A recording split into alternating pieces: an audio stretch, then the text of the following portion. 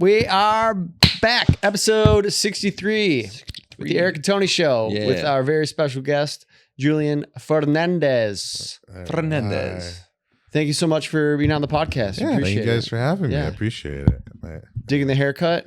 Yeah, I've been rocking this for a while. I've been no color in it right now. I gotta color it up. It's been meaning to recolor. I'm probably doing like silver or that's silver. That's stress right there. That's a natural. Yeah. Hide it already early. I don't know if it's if I'm ever gonna get any. I think my family loses hair more than we gray hair. Yeah, I'll take the gray. You got good hair though. You got thick hair. Yeah, puffy and curly. Yeah. You said 4 years you've been rocking that? I started doing this like in 2019 because I had come out as queer and non-binary, so I was just like I want to try to really drastically change up what I was doing. So I did this and I was like, I like it. And then during the pandemic, because I had time and I didn't have to worry about work or nothing, I'm gonna start coloring it. Sweet. And then now like a lot of places are like, if you have tattoos, you have colored hair, fuck it, you can work here. So now it's kind of like, we just need people to work. I'm just like, all right, cool. Now I can just keep doing it. Yeah, we'll take you. Yeah.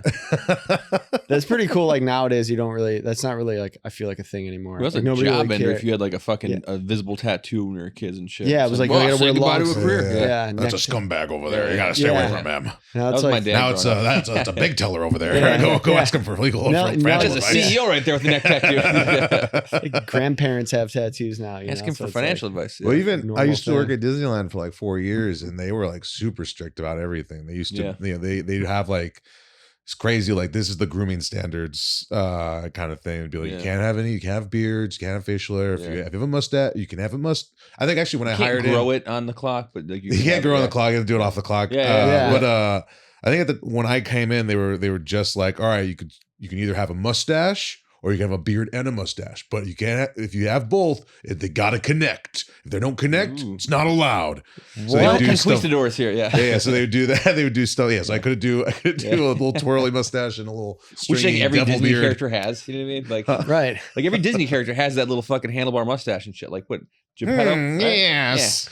Yeah, like exactly. Into a railroad. You think that would be like the thing that would be like the most open to was like crazy facial hair. Yeah, and then it was the same thing with tattoos. It was like you can have anything visible, and if they were, it couldn't be any larger than like I forget. It was like a certain size, but it was like basically like just something like just small. But now you go to Disneyland and you go to even Universal or anywhere. Universal is like a little more lax on their rules, but still like, pretty strict. Mm-hmm. But now you go after the pandemic and everything. They're like, you can have tattoos, fine. You gotta have you have tattoos. You can color your hair. That's fine. You have piercings off. Fuck it. Who gives a shit? Yeah. We'll give Mickey a lobe. You have a great voice. How many people tell you that a day? Probably Everybody. A lot. Yeah. Well, I mean, I'm terrible at taking compliments too, because even when I hear that, I'm like, oh, thank you. Like I feel like I have to pretend like, what, really? Oh, I've never been told. Me? My goodness. Hit him with the prime. As soon as like I hit puberty and everything, like it just dropped. Yeah. So it just I naturally just have like a slow pace speech. I think it's the Californian in me. Yeah. It's just like that very lax speech. So what's the Russian talking? Yeah. And then I'd always get a lot of like, oh my God, your voice is so good. You should do voice. So you should do cartoon. You should do this. You should do that. It's like, yeah, bitch, I should. Like fucking are you hiring? Like if you're not, then fuck off. We're at McDonald's. I'm trying to take your order. Just say hi to Mickey Mouse and get on the line. God damn it.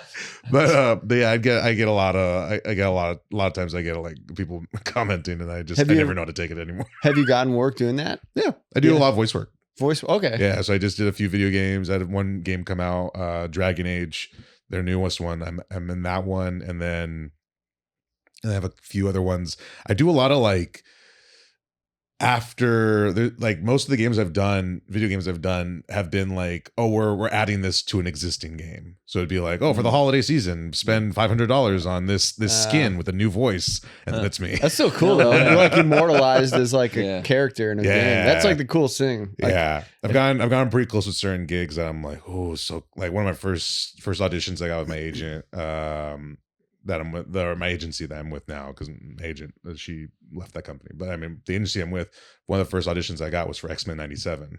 No way. Yeah. So for what character? They sent me 3. They sent me one for Morph, because I was non-binary. They're like, we can send you this, so here you go. And then they sent me one for Cyclops and Beast. Okay. And all of it was like voice matching. So it was like, hey, all right, so watch old cartoons and like try to match it. Yeah. Didn't get it. But my buddy Isaac Robinson, he was able to get Bishop on 97, and then this one other, I forget who got Morph, but I know them from just online, just like, hey, you're a voice actor. Hey, you're also non-binary. Hey, let's be friends. Let's know each other. But they're great. And I haven't watched the show yet, but I was waiting to binge it. So I'm like, but wait, did you grow up with that show, or was that too old for you? I born in 97, probably. I was 90. I was born 92, so I was like, I mostly got a lot of the reruns, like on Saturday mornings and all that. So I would mostly get, so I never got like in what's it called?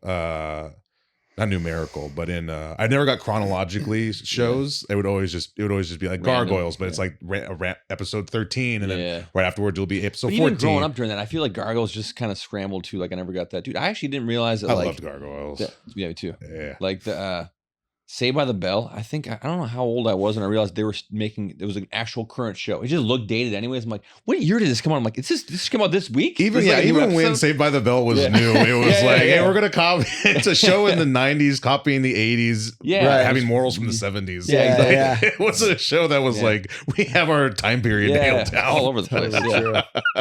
That's totally true. Yeah. But what's going on here? Yeah, growing, like, I think for me, like the newer cartoons was like Bonkers and Mighty Ducks, when it was like their space alien fighting, anthropomorphic ducks playing hockey. Remember Darkwing Duck? I love Darkwing Duck. Darkwing Duck. Man, that's a flashback. Yeah, I didn't even think about that till it came out. As soon as it came out, like I haven't thought about that. I'm like trying to go back through old cartoons to kind of, because I have like a 5-year-old, trying to like, show him like cool cartoons. Yeah, and like, that Coco Melon and all that kind of shit. Like I just can't. Like that's like, it's not good for your kids. Like it fucks up their brain. There's just too much weird stimuli, and it just really. Yeah, they're actually like, according to my Instagram feed of parenting stuff, it's like, do not watch your kids watch Coco Melon. Have them watch this, and it's just like, you'd be better off having them watch like fucking Bugs Bunny than Coco Melon and shit. That. Oh yeah, probably. I don't even know what the fuck Coco Melon is. You don't want to know, dude. It's just like I don't even know what the fuck it is. It's Why don't you tell the audience that? I don't know how to describe it. It's like a little kid with a little fucking curly Q blonde hair, and then like it doesn't really do anything. It's just kind of slow. Yeah, it's Julian but smaller, and a way higher Julian voice. As a cartoon. It's, like, it's still the same voice. It's just a kid form. Hey mom, gonna eat some Mom, food. I want milk. Hey, Jesus Christ! Like smoking a cigarette. That's why the show's not good. Yeah, yeah. But the old school cartoons, that's what you want right there. Yeah, Darkwing Duck. If I can make recommendations. Yeah. How old is your kid? 5. If boy or girl? Boy. Okay. Brave to sign that. No, I'm just kidding. But he said brave to assign that. Brave to assign that. Let him make the decision. It was actually a girl. We just decided to raise him as a boy out of the gate. Oh, okay. And then we're going to be all right. We're very progressive. Yeah. Yeah, Darkwing Duck, definitely one of the top ones. Gargoyles, I mean, for sure. Gargoyles and Batman the Animated Series are probably like my two. Absolutely. As like a kid growing up, not really reading comics or anything. Yeah. That was like my introduction into like a comic aesthetic. Did you read comics at all, or was that just like your only like your cliff notes, if you will, for comic books and shit? I mostly did animated series. Me too. More than anything. So like, I mean, like Green Lantern, Jon Stewart was my first Green Lantern, because the Justice League cartoon. Yeah. I didn't even know Hal Jordan came in. I'm like, who's this white guy? Get him out of here. Where's John? But even like Cartoon Network stuff. Yeah. Like a lot of their cartoons, I grew up with all those. Dexter's Laboratory. Like Dexter's Lab, Cow and Chicken, Kids Next Door. Forgot about Cow and Chicken, man. Samurai Jack, probably one of my favorite one. Like I appreciate like a lot of those cartoons. I also appreciate now older, and with some of them having like reboots or having like continuations or whatever. But they're like, let's age it up, because the audience for the original show, they're older, they're in their 30s, so let's make it a little more grittier. So I haven't seen the Samurai Jack in a minute, dude. Oh, I remember that was fucking like a really cool ass cartoon. Yeah, back in the day. I mean, South Park. greatest cartoon of all time. For South kids, Park's for sure. great. Absolutely. You gotta have like a. but you can't let your kid know that you're allowing them to watch South Park. It's one of those things where it's just like I you just can't watch this believe you. cartoon and then Yeah. just kind of play one episode and walk. Yeah. No, you should. Oh well, I guess if we're watching it. Like once you're at the age where you understand all the jokes, it's like such a fucking brilliant show. Oh, I think yeah, it's yeah. so Dude, well, the great. funny thing is like South Park, like as profane as it is, like my kid's mind would blow. I mean, up because like we watched. It wouldn't make any sense to him. He'd just be like, "What?" You'd Are just they? be like, Dad, bad word, Dad, bad word. Because Yeah, like, exactly. currently we watched like Charlie Brown and the Great Pumpkin. Like Mhm. it was like came on like 65 or 66, something like that. And like Lucy's just calling like Charlie Brown a stupid blockhead the whole fucking show. She's like total bitch. Like Charlie Brown, stupid blockhead. Like she fucking pulls the ball when he's trying to fucking like kick it. Like just a real asshole of a character and shit. And the second she goes like, "You're a stupid blockhead," my kid goes, "Dad, she said a bad word." I'm like, "Oh shit!" Like she's like actually kind of a bitch, right? Yeah. And then they remade an actual like Fucking bitch. Lucy's a fucking bitch. Charlie Brown. But they did like a remake on like Apple TV. It's called like the Snoopy Show or something like that. And it's like it's actually kind of decent for what a remake is. It's not too sterilized of like a proper 60s cartoon, but it doesn't have that kind of grit though. That kind of like there's like I don't know. You kind of need a little bit of a mean spirited character. Everyone shouldn't just be all fucking like sunshine and rainbows. You know what I mean? Yeah. There's some things when they tone certain things down that I'm kind of like, you don't really need to tone that part down too much. Yeah. Like I really like they remade not DuckTales. No, yeah, DuckTales. They did. They remade for sure, DuckTales. I love that version. Yeah. I think it's like Yeah. it's smarter. The writing feels smarter. It feels tighter. There's certain characters that they cut out. There's certain characters that they don't they don't bring back. Probably for some I'm sure for good reasons. But Yeah, I'd be curious to watch that. I was trying to find like Chip and Dale Rescue Rangers. Remember that fucking show? I love that show. Yeah. Love the movie too. Jeez, what? There's a movie? Yeah, there's a live action movie. It came out like 2021, 22. No way, really? It's really good. It's dude. it's very Roger Rabbit-esque. Okay. So they play it like Chip and Dale Rescue Rangers was a TV show Yeah. that Chip and Dale created in college. Huh. And the whole show, it's like there's like a just show the within a beginning. show. Yeah. Yeah, it's just the beginning where they're just like, yeah, we used to be on this show. It was a big hit. Yeah. We were blowing up. We were everywhere. We were all at Like, the parties. yeah. We're at the premieres. We're all over the Child place. It was so crazy. celebrities gone. And then fucking Dale wanted to Yeah. go off do his own projects, and then that we broke up, and that's No where way. the movie starts. No That's funny. shit. But it's really good. It's real funny. Okay. There's a lot of different animation styles in it, which Yeah. I really like. So they, Man, I missed Yeah. that one. I definitely recommend that one. Yeah. I don't even think you really need to know the basic characters. You'd kind of want to know the show, Yeah. but I think you can go in like not knowing about it Yeah. and still have fun watching it. They need to bring back like those like live actual people like kid shows that are like crazy. Like Pee-wee's Playhouse Oh, or like Captain Kangaroo. I don't know if you know who that is. Like some old fucking white guy that just like had like puppets and fucking all sorts of magical things, like all just like psychedelic crazy shit. But all those shows is like what I remember is like my favorite things growing up as a kid watching. Like not so much cartoons, like maybe some like Ren and Stimpy, but I was also like too old for that Do you still. remember Bozo the Clown? Bozo the Clown. You ever no, I know Oh my of Bozo. God. I was never exposed to Bozo. Oof. Holy shit. Talk about the scariest fucking thing Yeah, I've ever dude, he was seen. not like That every kid watched it, like in the 80s. It was I think so that was like shot in Chicago or fucking something. scary. Yeah. Like the guy was so creepy looking. Like just watching it, like you're like, oh, this is for me, but this is it. Like it had that feeling, that vibe Yeah. of like this is fucking really creepy. Like Clowns you didn't want to have always- watch it without your parents there. You know what I mean? yeah, Like, yeah. Yeah, clowns have always been a hard sell, though. Yeah. For That's sure. so unfortunate. I remember, like, I think after the first It movie came out with Bill Skarsgård, Yeah. I think there was like a whole bunch of clowns that are like, "No, we're not scary. Yeah. Stop!" And it's just like, what you're doing right now, we don't like Yeah, it. yeah. Stop gathering.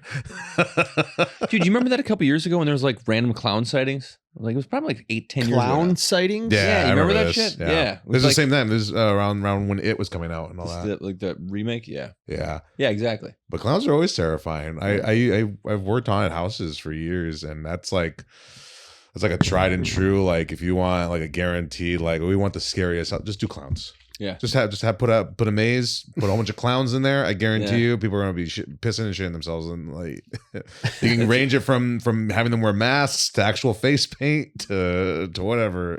I want to know when it like hit the peak in the bell curve where like clowns were like a friendly, happy thing. All of a sudden, it was just like, who was the first like dark clown that just fucking John Wayne Gacy.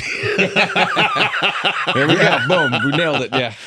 Heard it here first. Well, folks. even if you look at pictures before John Wayne Gacy of clowns, like black and white photos and shit, like they never look fun or like inviting. They always look creepy and scary as fuck. There was a happy clown, then someone made a sad clown, and then it was just like they kind of leaned into that, and it was just this fucking like, you know what I mean, like the dopey depressed. I don't think clown. any kid's ever been like, "Yay, clowns!" Everyone's just like, "Oh, fuck clowns!" Like it's like they're here again. But they're just like, "Yeah, let's just keep running with it." Speaking of clowns, how about that Jake Paul Mike Tyson fight? This is very good segue, dude. Yeah, it was like probably one of the only fights I ever like was excited to watch, and then immediately was just like, no, dude. The second he like ran back bad. from the first round, I'm like, oh man, Mike. Not a big fight dude. guy, but Iron like same thing. Like I don't watch fights all the time, but I was like, it's Mike Tyson's. Mike Tyson's Punch Out. Like grew up with Mike Tyson. Like, you know, like all the history and the legacy of this man. And then I think like within like the first like, you know, well each round is 2 minutes. Like by the first or second round, I was like, oh, this is bad. Yeah. Like this is like not cool for anybody. And then I think Jake Paul realized that too, and he's like, oh shit, like I'm just like punching an old man right now. Almost a 60-year-old. Yeah, it was just like, I think everybody felt that cringe, like, oh, this is not what we wanted. What sucks too is I think a lot of people came into it knowing that, oh, this is just a publicity stunt. Yeah. And it still is. Which is a fucking giant like Netflix commercial. Like in between everything, like, all right, this, you know, fucking Billy Zabka and like, you know, fucking Ralph Macchio from Cobra Kai in the audience and fucking this new show is in the audience and this, like, you know what I mean? That's all they did the entire time. And then Jake Paul made a bunch of money and fucking Mike Tyson dragged his leg around. There was that sliver of everyone's wondering, like, could you get a glimpse of, you know, Mike in his glory days and just fucking wake up the beast and knock the kid out? That was always a possibility. But then, like, once you saw it going on, you're like, oh, like, that's not a possibility. I was really hoping that last, like, 10 seconds when he decided to be like, to just bow to Mike. I was like, go, get him. Now it's my chance. Here I go. I was like ready. I was like holding out so much hope to be like, he's going to unleash the beast in like the last 10 seconds. He's just going to kill this kid right out. He's saving it. He's saving it, guys. I was thinking the same thing. I'm like, okay, yeah, he just was playing him. He's playing him all the rounds until the last round. He's just going to give it his all and just start swinging and swinging for the fences. And it was just like them standing and looking at each other and bowing and chewing his glove. Chewing his glove. I was like, but the chewing the glove thing, I'm like, is he's taking a dive? Is that like he's just like, I want to punch him so bad, but I can't? You know what I mean? Yeah. I just, like, but I don't know. But the coolest thing, the takeaway for that is like, Mike Tyson got to have the entire Dallas Cowboys fucking stadium like cheering his name one last time while his kids are there, and he got a fucking big paycheck out of it. You know what I mean? Yeah. I wanted to see him fucking lay that kid out, but like the biggest takeaway from that whole fight and all the memes was when he showed his ass. Absolutely.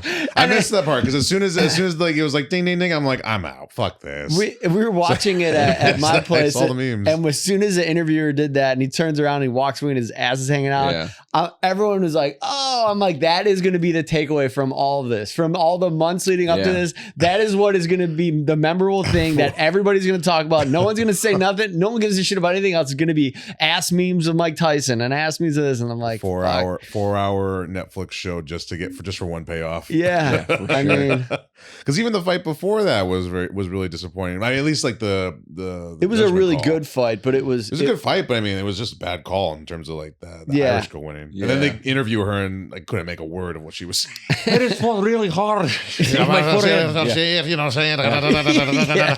The trick is the headbutt. I'm like, the fucking captions are on. Did the guy kill himself? What happened? That chick, like, I mean, captions are on. They couldn't even translate the guy. It's just like, she seems angry. She seems upset.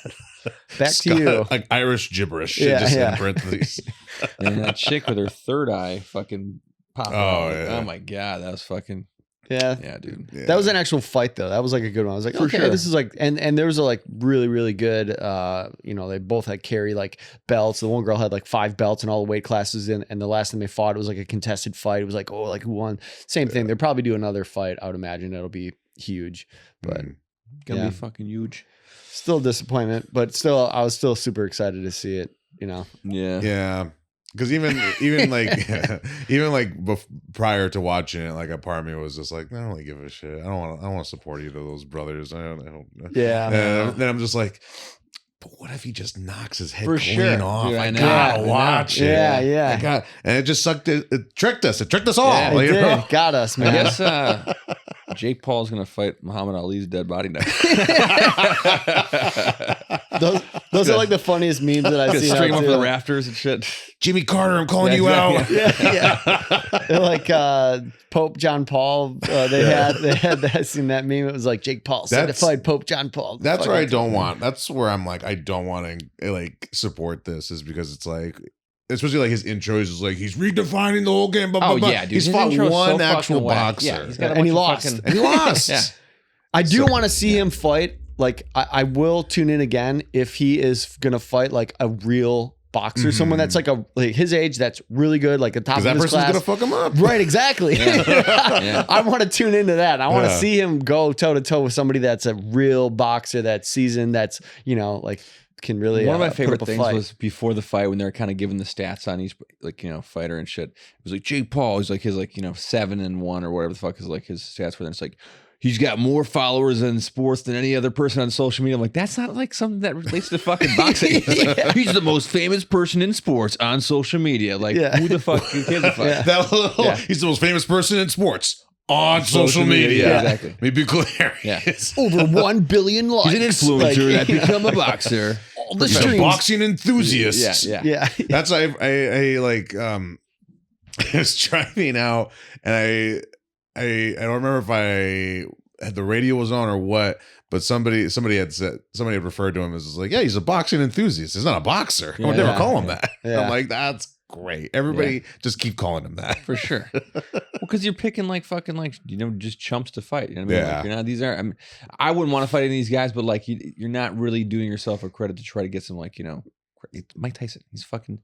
He's been retired for 20 years. You know what I mean? Hasn't Dude, real if you fight. think about this much, Yeah. he was inducted to the Hall of Fame in 2011 when Jake Paul was 11. You know what I mean? Like that's crazy.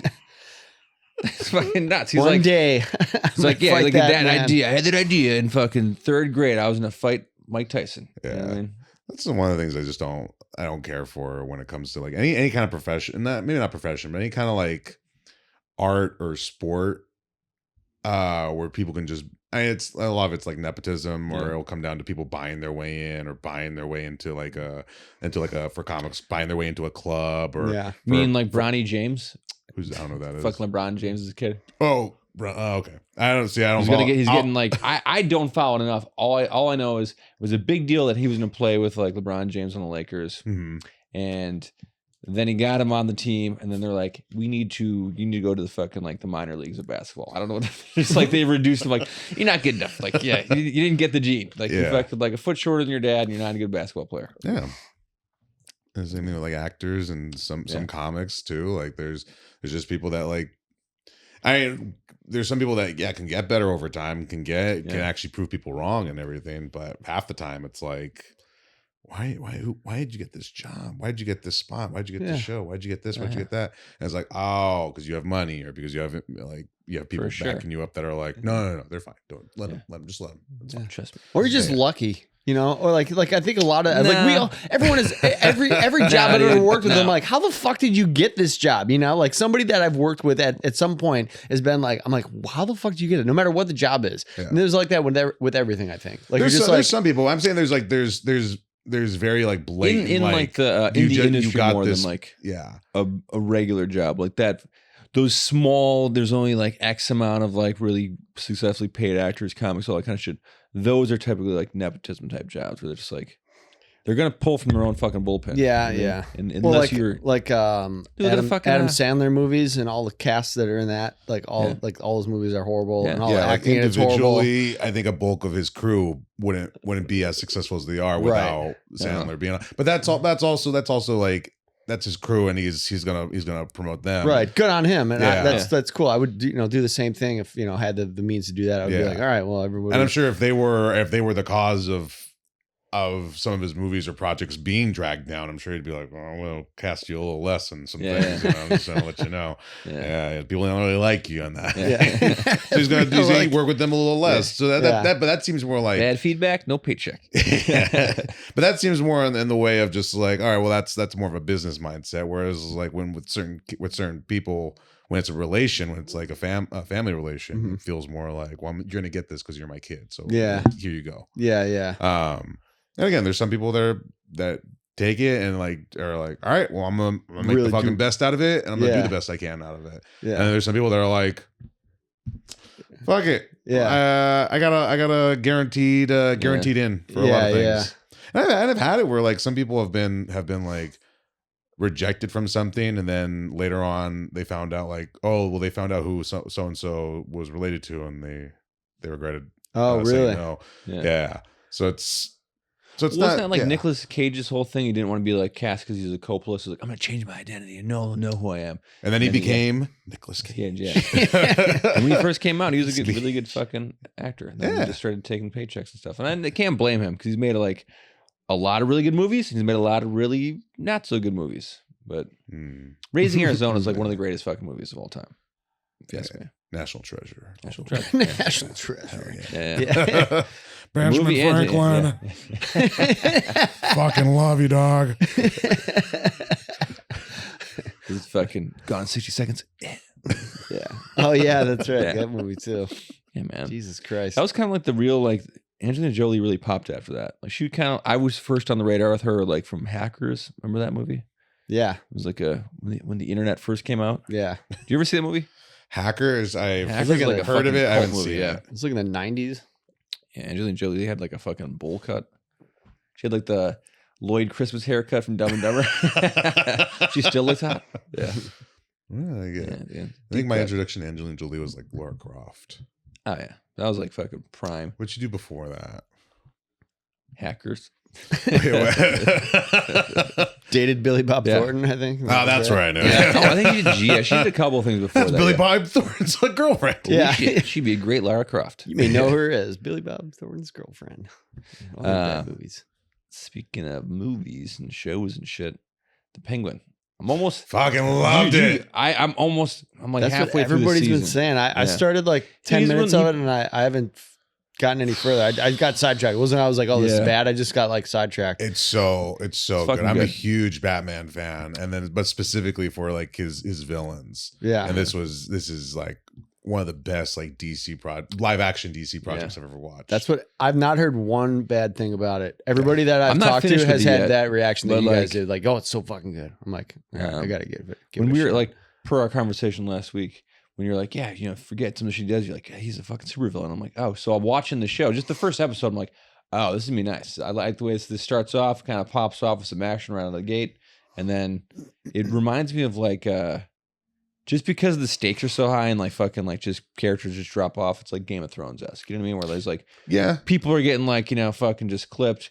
There's like, but it's also like The Sopranos set in Gotham City. You know It's just like a whole bunch of like, and it's not like that comic booky. Like at least they mention like the Riddler a little bit. They don't really fucking and from where I'm at, like the episode 5, there's like barely any references to Batman. Just like it's just a fucking independent mob type organization. Does he have anything to do with actual penguins? Like Michael Keaton, like Michael Keaton, that Batman, So there's like always a few interpretations. That was the one I always grew up with. So I always thought like, it's because he loves penguins or he just looks like one. But but like a lot of it for this one, it's because he has like a gimp leg, so he walks like a penguin. He does have like a silhouette of like just and he wears that over that. So it's like a mob nickname, and then it's just kind of a moniker that sticks around. Nickname, and then most people just know him as the Penguin. A lot better than people being like, it's Cobb. But I loved it. It was like I love Batman's villains, and this one it felt very grounded. It felt very real. It felt like it had a very Sopranos-esque feel to it. But like also as just from like a fan of of his characters in the comics, this was a great representation of one of them, because it's so often that a lot of the movies or whatever will kind of do them dirty a little bit and like not really give you a lot. or not give you like everything that they're about. Like Arnold Schwarzenegger's Mr. Freeze is like, for me, it's the greatest. Mr. Freeze above all Batman's villains. Mr. Freeze and Clayface are like my two favorite villains. But you like Schwarzenegger's Mr. Freeze? I hated it. Okay, I was just saying, that's the worst. Yeah. I hate it so much. I really hope they do something and they have they done a live action Clayface? They haven't. Okay. I don't know. They may have done it in the TV show, the Gotham show, but I don't really watch it too much. No, they did an animated show. I was like, he was an actor who just kept putting all the fucking shit. Remember that? Yeah. It's a crazy. That was like episode. one of the episodes that really like fucking like stood out when I was like, out of all the animated series like that one, I was like, oh shit, this guy fucking like. There's an episode that for me, for a Clayface episode, there's an episode where like a piece of him goes missing and it turns into a little girl. And who just doesn't have any memories or anything, and then like kind of like it's mostly like a Robin episode. Really? But they're trying to figure out like where'd you come from? What do you remember? Blah, blah, blah. And they go in the sewer and he's just like, there you are. And it's just, she gets absorbed, and it's the most terrifying thing for him. No oh way. my god, what? And then she's just part of Clayface again. No shit. It's crazy. I gotta rewatch that. Did you not like did you ever see the Lego Batman? Yeah, I love that one. Okay. Arguably one of the best Batmans ever. Best Lego fucking movies Batman's ever, dude. That movie's fucking hilarious. Yeah. It's so funny. I've watched that like a million times as my kid, and my fucking kid like quotes lines from it and shit, like all the stuff. Like it's fucking hilarious, and then they do such a good job making fun of all the different fucking like remakes and reboots and like the fucking like the '94 Val Kilmer even some of the villains that he has too. Like he starts naming a lot of them. Yeah, and exactly. Even the more obscure ones. Yeah, because in the Condiment King, Calendar Man. Yeah, so you make these up. It's probably what the Google search. Zebra Man. Blah, blah, blah. It's just like nope, they are real. And I'm sitting there, I'm like, yeah, they're fucking real. Catman. Yeah. Eraser Face. Yeah. And then you can buy like those Legos and shit, because like I got my kid a Lego, but I got my kid all the fucking Legos, dude. That's like for me, Legos for him. are great. Yeah. I was a Lego kid. My cousin was a Connects. Oh, okay. Do they still sell those like cars on the tracks with the little thing? You know what I mean? If you get a time machine, go back to the 50s. What were those called? It was like RC cars or hot. I think wheels? they're called just like track cars or some shit. You buy like a little track, you pick them up, and you race and stuff. That was like a big thing in my house. Do you guys ever see the ones where you had to flash a light on the car to make it move? No. It was terrible. It was really bad. Sounds like a because it would go and then it'd be like, stop, and then you have to shine the light on again. Stop. Interesting. And then they had like a track where it went underneath. So it's just like you had to angle it in there to get even. No one thought it through. Get a mirror over there. Yeah. Engineers didn't figure. Yeah, Mike. I think like my kids like grandparents have one of those, and like he was just not amused with it. Like I don't know. I think maybe in the '80s everyone like, was excited about it and just like, oh, this is cool. And then like now it's just such an antiquated thing. We're like, yeah, this is trash, dude. Like it's not as fun. Yeah, I would imagine that's got to be hard to like stimulate a kid's brain now with like everything that they have. Like if you give them anything. I don't know, like what you would get a kid now. Dude, an empty 20-ounce bottle? Oof, my kid will be fucking playing with that. Like, it's funny, like, this shit I'll spend so much money on, and this shit is just around the house. He's just like, this is the coolest thing ever. Look, Dad. And he uses his imagination. Yeah, and he uses his imagination, which is cool. But, like, some of the shit, man, like, I just put together some fucking, like, Lego city school bus thing, and my kid just loves to break shit down and just rip it apart. I'm like, please don't rip this one. I just spent like 2 hours making this. And like, we did it together, and he put some parts together, but like he starts just fucking like shredding, and I'm like, all right, there goes another $25 in the fucking Lego bin that'll never be fucking seen again. It was like once complete, and my fucking apartment is just a series of those things and stuff. But I got him some like mech soldier suit Batman thing, and it was cool as fuck. I was like, check this out, dude, huh? And then he's like, just rip the fucking arms and legs. Now it's just the torso left. That's it. That's all that's left. And then like. He's got like a Lego that he named Steven randomly. Just a random fucking Lego named Steven. And he wears a chef hat. Like my kid fucking like, he keeps it in his pocket. He's done a really good job not losing it. But like Steven's in Lego's Batman armor. And that's just how he is. It's his pajamas apparently. And then he fucking just keeps like that. So it's never the things you think they're going to like. It's always the random ass shit that they fucking like. Yeah. They gravitate towards. But I also just got him a Darth Vader mech suit one. So we'll see if Steven gets some new pajamas. You know what I mean? So you're doing shows across this is a horrible segue, but so you do stand-up comedy as well. Yeah. With Tony. Yeah. That's how you guys know each other. Yeah. You're doing voiceover work and such. Like what are some of the things that you like to discuss on stage. Is watching a little bit of your on your Instagram. You did some stuff about politics a little bit. You have some I mean, I stuff don't really about talk about politics. It's always just like a segue just to do impressions. Yeah. Like so like I primarily like whenever I like not so much like I try to do like a lot of jokes just to do impressions, but I'll do jokes, and then if I can fit an impression in there, I'll try to do that. So there's some subject matter like I can't, like I have no, like I'm not a credible person to talk about politics. Like nobody should hear my political opinions. Nobody should take what I say on politics with any sort of confidence. But I can look at me and be like, this guy's fucking weird, right? He's always coming out and he's like this, blah blah blah, and I do the impression or whatever. So what are some of your like most I guess popular impressions that you've done? The one I love doing the most is James Earl Jones. It's one of the easiest ones I learned to do because he's just all bass and articulation as well. But yeah, like him. Like anytime, I'll always do like I'll do a bit where I'll bring up like, oh yeah, I'm non-binary. It's hard for people to accept me as non-binary when you sound like you ate James Earl Jones. Usually people will be like, oh yeah, I can kind of hear it, because it's just my natural voice. And they're like, no, for real, like I can go to any fast food place and just be like, I am looking for my son Hakeem. And then as soon as I do that, if there's like even just a group of black people in the audience, they're the ones who are like, oh my god, fucking hilarious, because they're the ones who probably get it the most. Then I'll get like smattering people who are like, yeah, that sounds great. Like, yeah, I remember that. Blah blah blah. It does sound exactly. If I get like even like a little bit of a dip of applause or noise or anything like that, I'm like, okay, well, I'll give you guys another one. I'll be like, everything the light touches is our kingdom.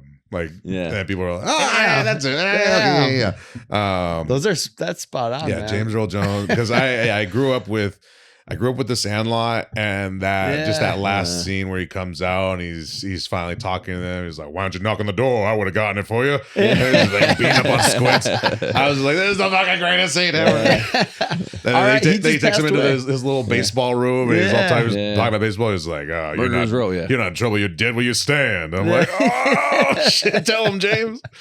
But like that, Star Wars, like Coming to America, like those, I was like early on, I was just like, this guy's voice is amazing. Yeah. So it was just, and then as soon as my voice dropped, it was like one of those easiest voices I can do. Yeah. And as soon as I started picking up on that. Yeah. But that one of the ones I really like doing is also Patrick Warburton.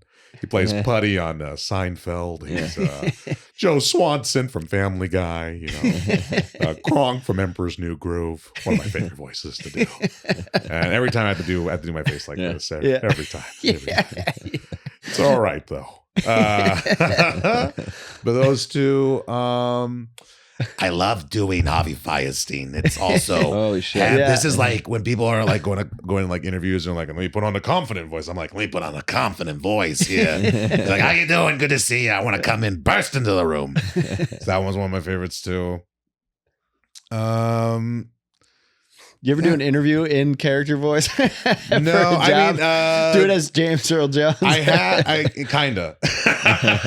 I'm here for the job. I did when I worked at as the Harry Potter area at Universal. If you're not part of the entertainment department, you weren't supposed to have a British accent.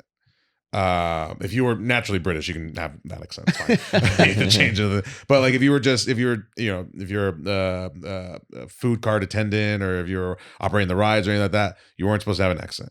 That was it. It's just for entertainment. Yeah. But when I went in for an audition for that area, I just basically did my James Earl Jones voice, and they were like, "You got it. You fucking got it. We want you." Like as soon, and almost every audition I've ever had with a theme park, especially when I've worked there, has most of the time I'll walk out and people will be like, "Oh my god, your voice! Yeah, you should totally have it. You got this."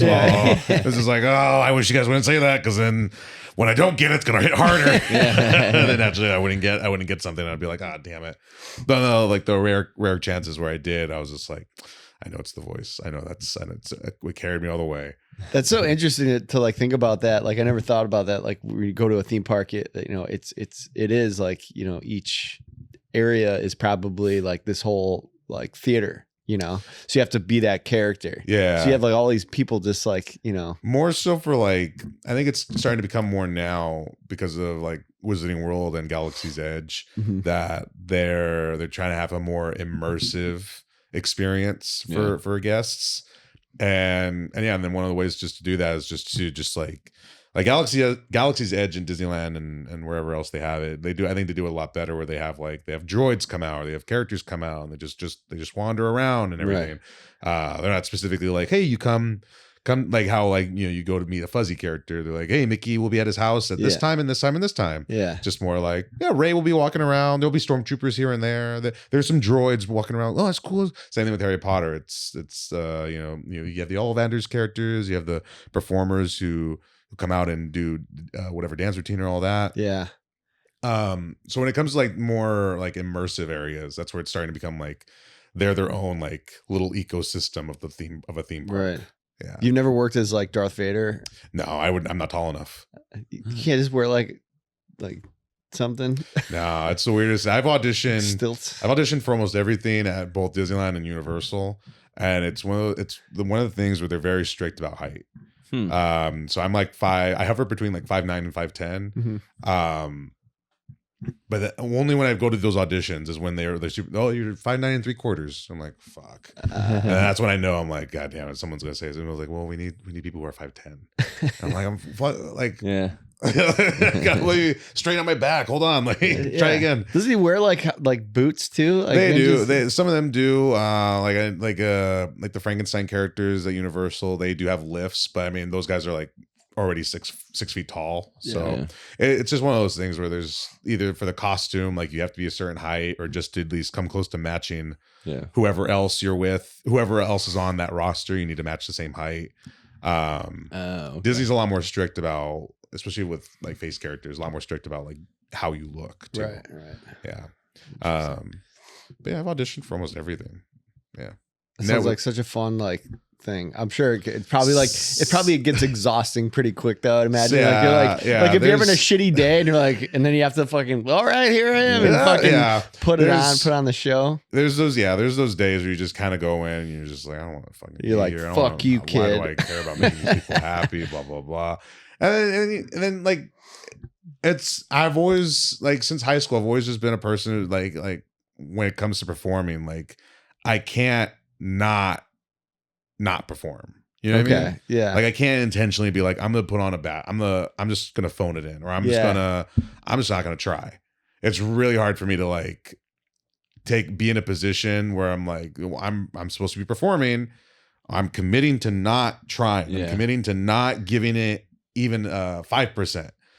As soon as I go out there, I'm like, it's like already even at bare minimum at 50%. Does that has that ever spilled over in your personal life? Like you're done with your shift, you clock out, you're like, you're still like, your friends are like, you're like, yo, you're not at work. You're like, Darth Vader. It's only when I'm at work. It's only when I'm performing that I'm like my most like extroverted. Okay. And my most like engaging. As soon as it's like, oh, you don't have to perform anymore, I'm very like, hi, good to see you guys. Hey, good. I'll be the person just kind of just hanging. Like you question whether or not I'm in the circle because I'm so quiet. Okay, yeah.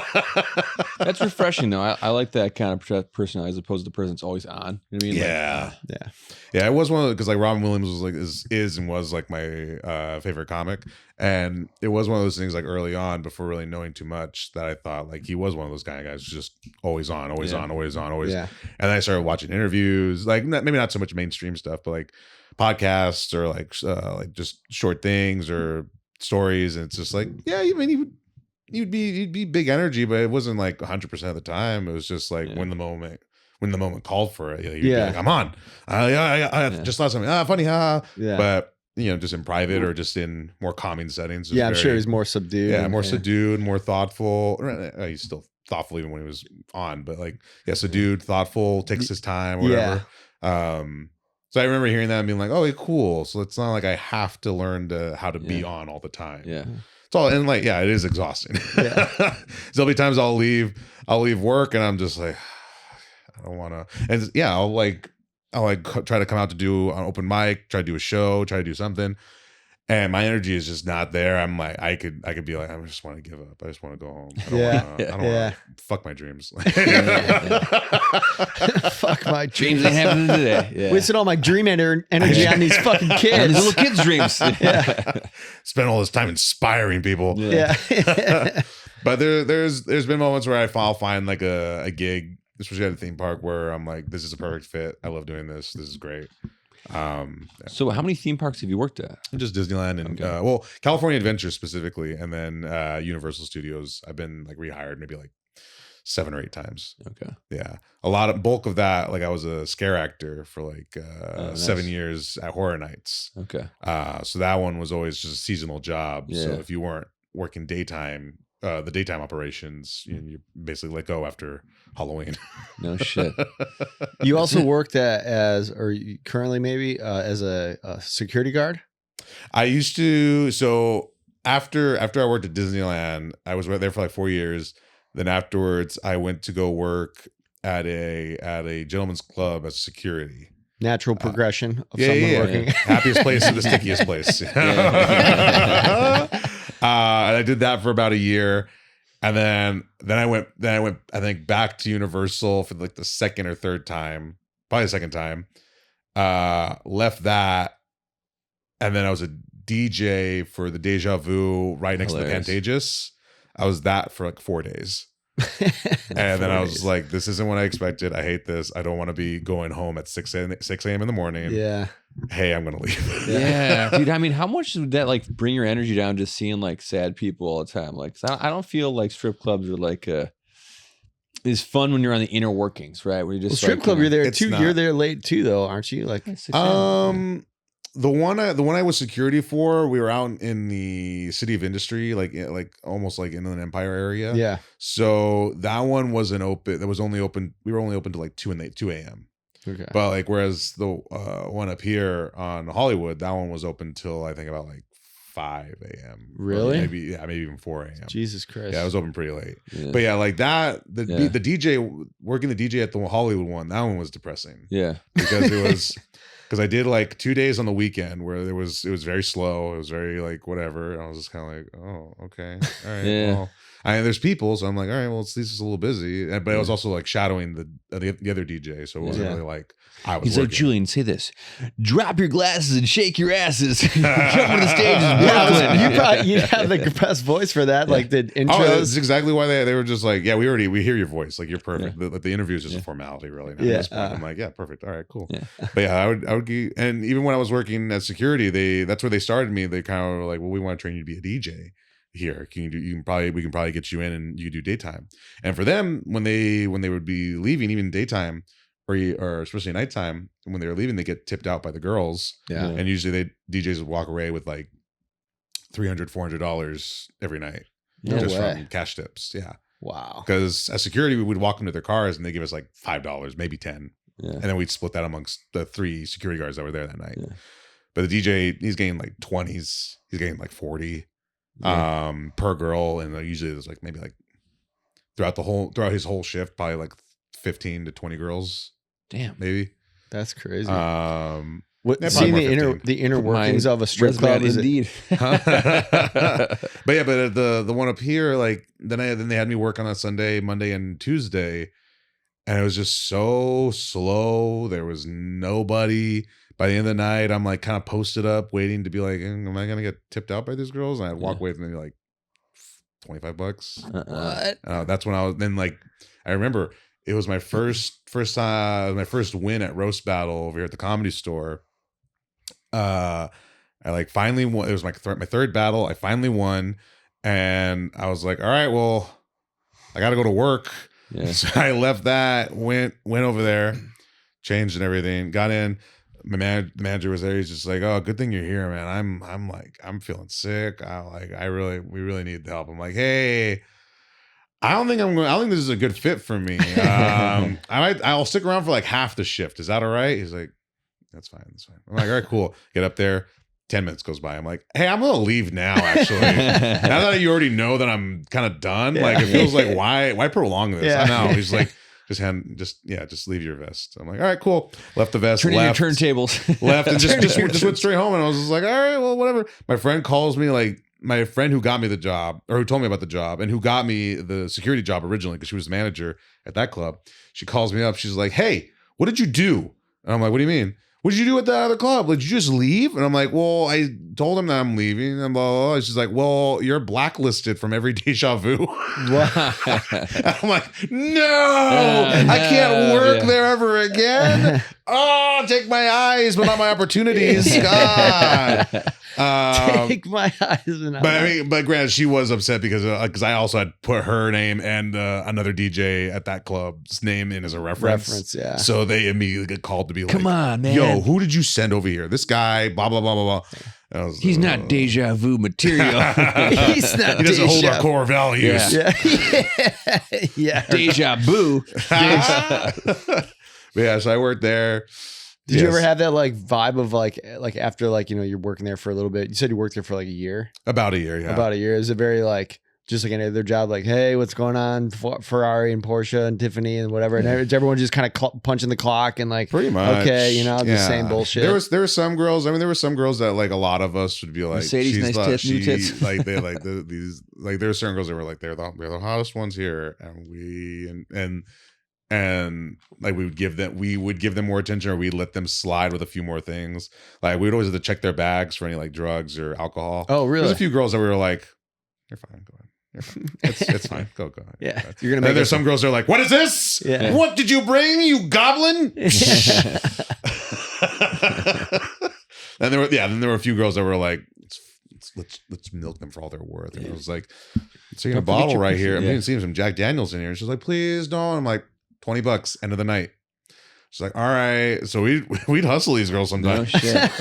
It was just like, yeah, we got to make our money too. So there's a lot of infighting, I guess, in that industry, not like so with much. other women, or is it more like we're on the same team because all the patrons are basically like, you know? No, there was no camaraderie, but there also wasn't any kind of like everybody's out for themselves. It's all do or die. But we didn't really have too many like issues. We'd have a couple times where there were like girls that were getting a little fucked up, and that we had to like escort out. And only like one time was it like, oh shit, she can like she might throw down any second. And I was no help. We had one guy, he was like 6'5", heavy set, like kind of big dude. So he comes over, he's just like, hey, we have to walk out, like Tiffany or whatever the fuck her name was. We have to walk her out. Come help me out. And I'm like, all right, cool. So she's yelling. We're like it was just basically the whole showroom the whole showroom was basically just one big room, and then there were like little like pocket rooms for like lap dances or VIP rooms, and then there was another thing that led to like a smoking area and upstairs to a dressing rooms and all that. But we had a big showroom, and then we had a bar, and the manager is basically cashing out the register. But as he's cashing out, this dancer who basically she's got fired. We're supposed to escort her out, and she's just yelling at him. She's like, "You're an ugly motherfucker. You're a fucking piece of shit. You're a creep." Blah, blah, blah, blah. So the big guy is kind of like there. He's kind of like in front of her, like, hey, come on, and he's kind of like looking at me like, hey, and I'm like, he's like, hey, yeah. And I'm like, yeah, I got you. I'm like behind her. I'm like, I'm ready if she turns around and does anything. I got you. We eventually, I feel like we're corralling her. Like, get in there, get into the light. Go on, get back to the night with you. Spraying her with a water bottle.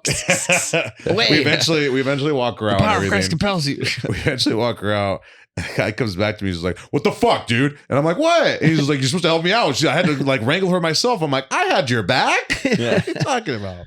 But otherwise, like everybody else, like they like curse out, curse out, just tell people to fuck off, like when we're escorting them or whatever. But we didn't really have too many like big issues with anybody. Even like customers, we didn't really have big issues with anybody. It was a lot more relaxed than you'd think in the area that it was. Do you have like regulars? Oh yeah, we had a lot. We had a lot of regulars. We had guys that would that would come in and specifically bring like gifts to certain girls, or they knew certain girls schedules, and the girls were on board. The girls were like, yeah, these guys treat us well, they tip us well, they pay money. So so of course we're excited to see them. And then we had a lot of guys that came in and that were just like, it's that guy again. Yeah, and it'd just be that. It wouldn't really be like that they did anything. It was just like, this guy looks like a creep. He doesn't spend money. He's just like any other customer service job. He's just taking up space. Yeah. There was one guy who was like 3 in the afternoon, maybe even earlier than that, just drunk, just plastered drunk, coming in, and there's one girl dancing, and he keeps on trying, like when she would be near him, because he's tipping, he's not right there on the side, he's tipping, so she's gonna give him attention, but he keep on trying to like slap her ass or like feel her leg, and she'd be like, no, stop. So I had to go up a couple times and be like, dude, you gotta stop. Like, she said no, you're not supposed to touch them. Don't touch them. Okay. And he was like just fucked up and everything. So eventually she comes down, he's just like, I wanna dance, and she's like, all right, and do dance. And she kind of looks at me, and then the DJ's even like, hey, and I'm like, I'm already on it. So I'm like it's basically like a whole bunch of like little cubicles, not cubicles, but like a whole bunch of like separated like just couch, it's just like love seats or whatever, and then like a machine to like you put in a 20 and it puts a timer on there for the song and everything like that, and then there's this separate hallway room with all the VIPs, so I'd be like on that side of that wall, and she was like right near that door, so I can kind of keep an eye and just make sure. So I'm just kind of posted up there. Next thing I hear is just like, I told you to stop, and I was just like, what the fuck, what's happening? And she's like telling him, she's like, I told you to stop. If you touch me again, this dance is over. He's like, okay, whatever. So he just starts sitting there, and I'm looking at him like, you good? She's like, I'm fine. I'm all right. If he does anything, I'm looking at him like, if he does anything next, I'm kicking him out. Yeah, that's fine. All right, cool. I don't even know if I had that authority to do that, but I mean, but I was really like, when I had that job, like there was like a month where I'm like, I don't know what I can and can't do, and then there was a time where I'm like, as long as my manager doesn't really like question me, like I mean, I'm fine to do whatever the fuck, kick whoever I need to kick out. Yeah. But then then I start hearing is, I'm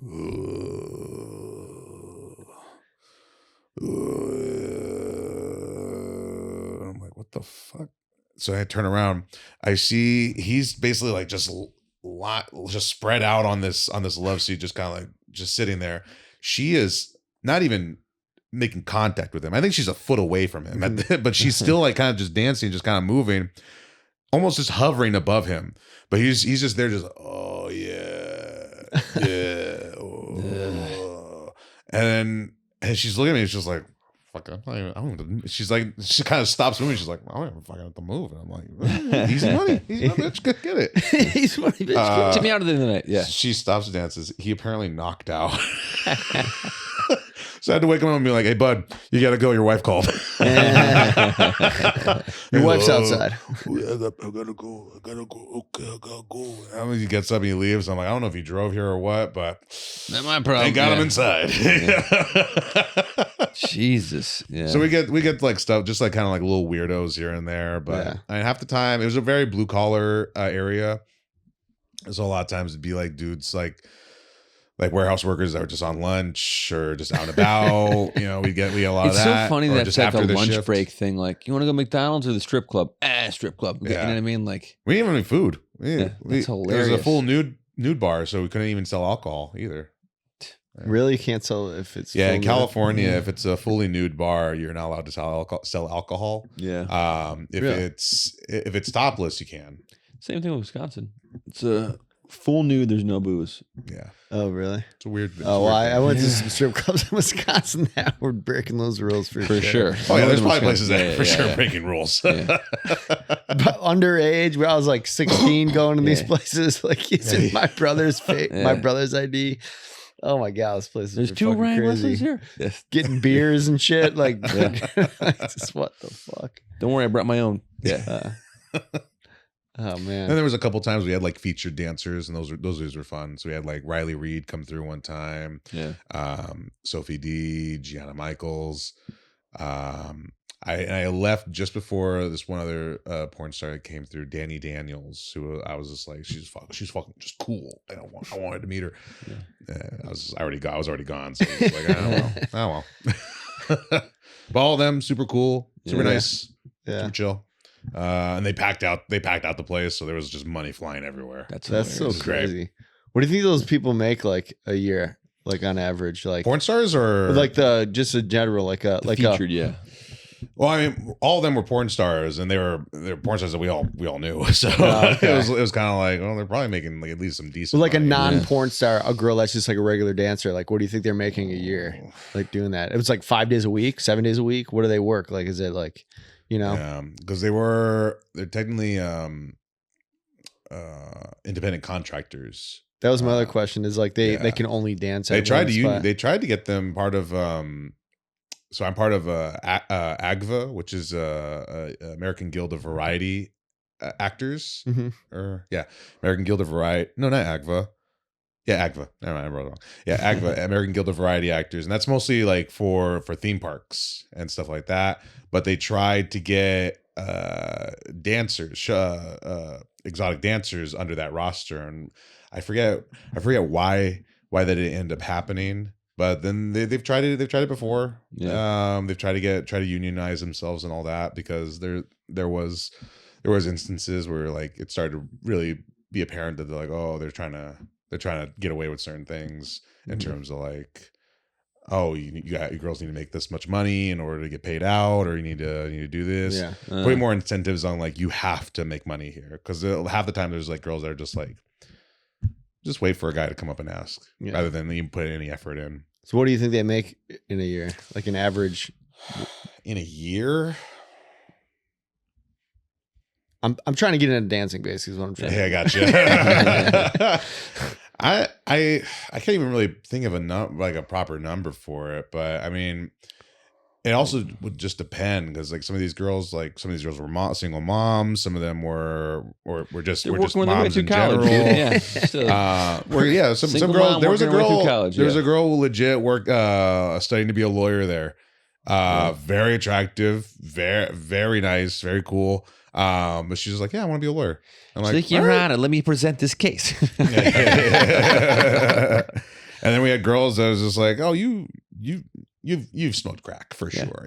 You were smoking crack. There was a girl. She went from a waitress to a dancer, which was pretty common for our place. And we kept on calling her behind her back Courtney Love, because she just had that look. She had like very like stringy blonde hair. Yeah. She always just looked strung out, and she had like kind of Courtney Love face going on.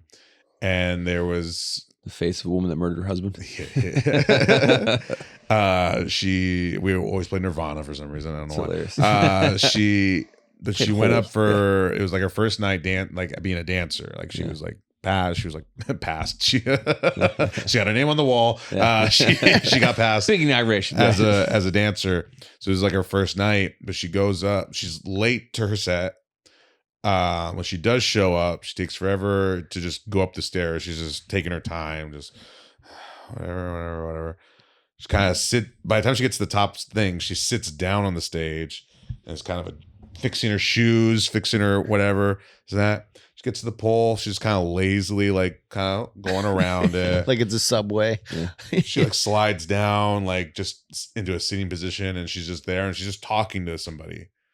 And we're all sitting there like, what the fuck is she doing? No way. But she just looks strung out. She looks fucked up. And she pulls me aside. She's just like, yeah, after this, she's fired. Short-lived. Yeah. But yeah, she was gross. So, Julian, this is the time of the podcast where we like to ask our guests what they got going on and where they can see you, where they can find you on Instagram or TikTok or anything like that. And I'm on every. Should I just look at the camera? Well, I'm on everything at Julian F Comedy, Julian F as in Frank and comedy. I have a podcast that I host called The Horror Bin. It's on Apple, Spotify. I talk about horror movies. I have different guests on and everything. Love to have you guys on. If you guys have a favorite horror movie you'd like talking about. Oh yeah. And yeah, when does this episode come out? Tomorrow.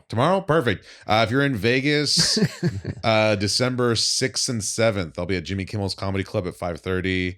And if you're in San Diego, I will be at Comedy Heights December 20th and 21st.